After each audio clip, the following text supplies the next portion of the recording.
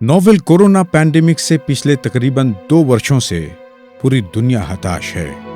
भारत, जिस पर पहली वेव का कुछ खास असर नहीं हुआ था, दूसरी वेव के सामने पूरी तरह बेबस हो गया।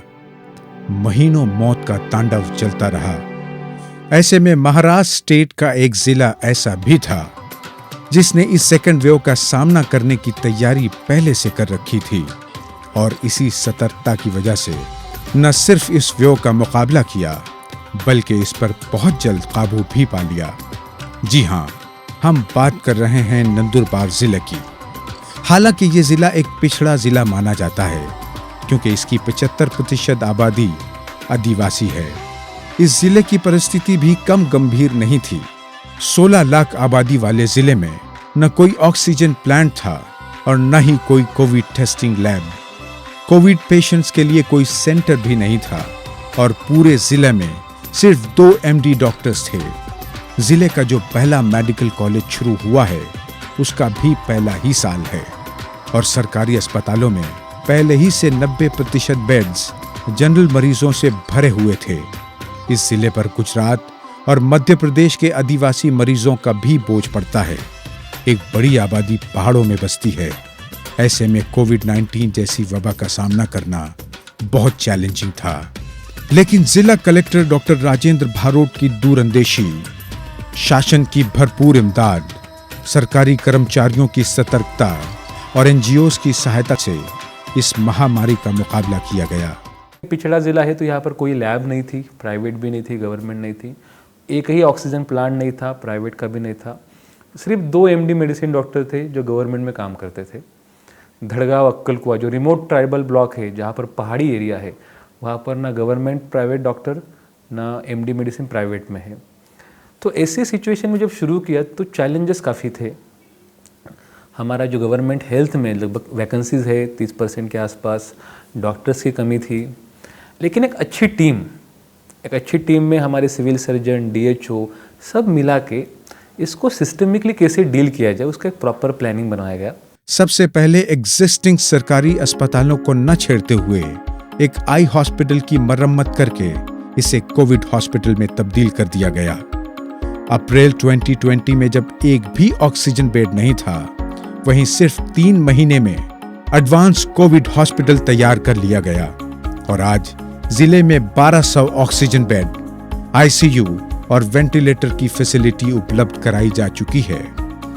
इसी के साथ 7,000 से ज्यादा आइसोलेशन बेड्स भी बनाए गए, जिनमें स्कूलों के अलावा नंदुरबार रेलवे स्टेशन पर ट्रेन कोचेज में भी आइसोलेशन सेंटर कम कोविड वार्ड्स बनाए गए, जहां जामिया कॉलेज के डॉक्टरों ने अपनी सर्विसेज पेश की। कुछ प्राइवेट हॉस्पिटल्स ने भी प्रशासन की सहायता के लिए अपनी खिदमात को पेश किया। जहां एक भी ऑक्सीजन प्लांट नहीं था, वहीं आज पूरे जिले में 3 सरकारी, 3 प्राइवेट ऑक्सीजन प्लांट्स हैं और इस महीने में 4 प्लांट्स और भी इंस्टॉल कर दिए जाएंगे। एक 20,000 लीटर का ऑक्सीजन टैंक भी लगाया गया है, जिसकी कैपेसिटी 20 मैट्रिक टन है।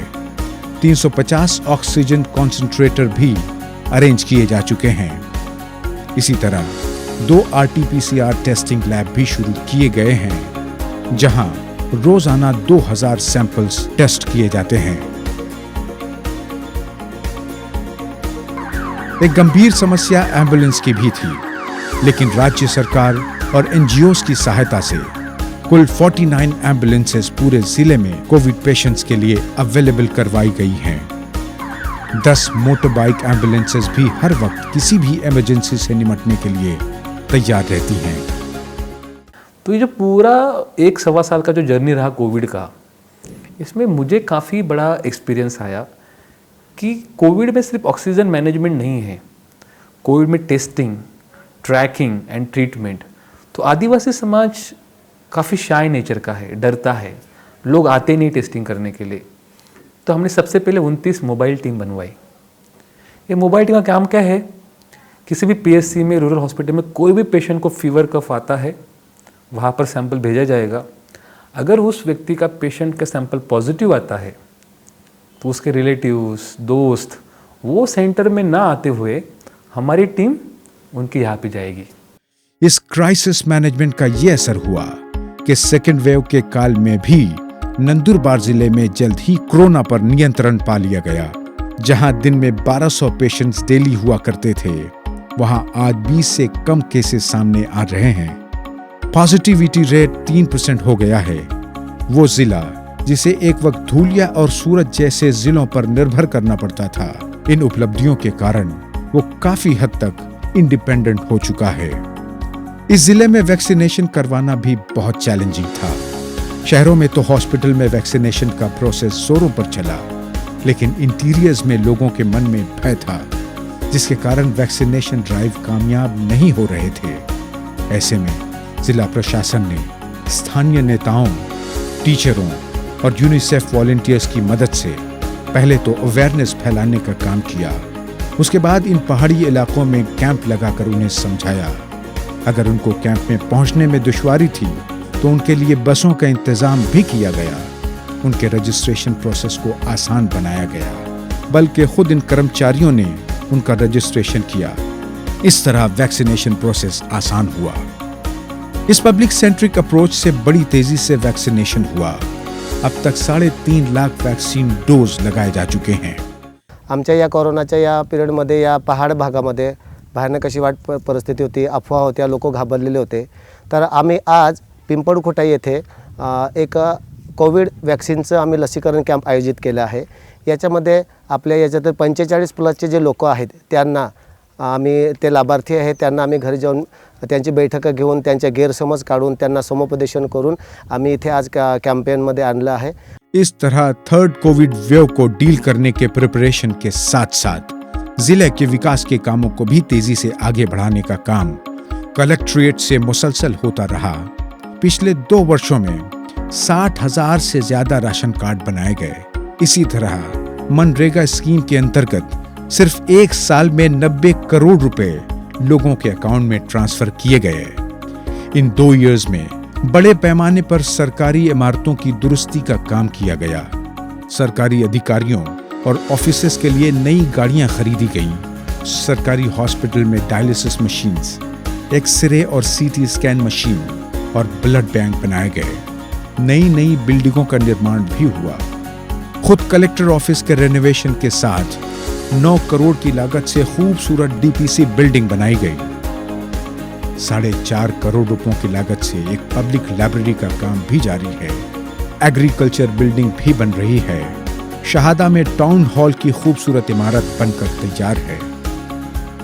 नवापुर में ट्रॉमा केयर सेंटर की बिल्डिंग भी तैयार हो चुकी है।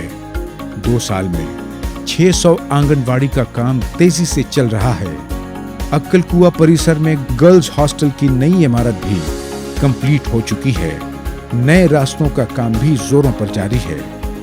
नंदुरबार जेल की नई बाउंड्री वॉल और जेल में मॉडर्न किचन का काम भी पिछले साल हुआ।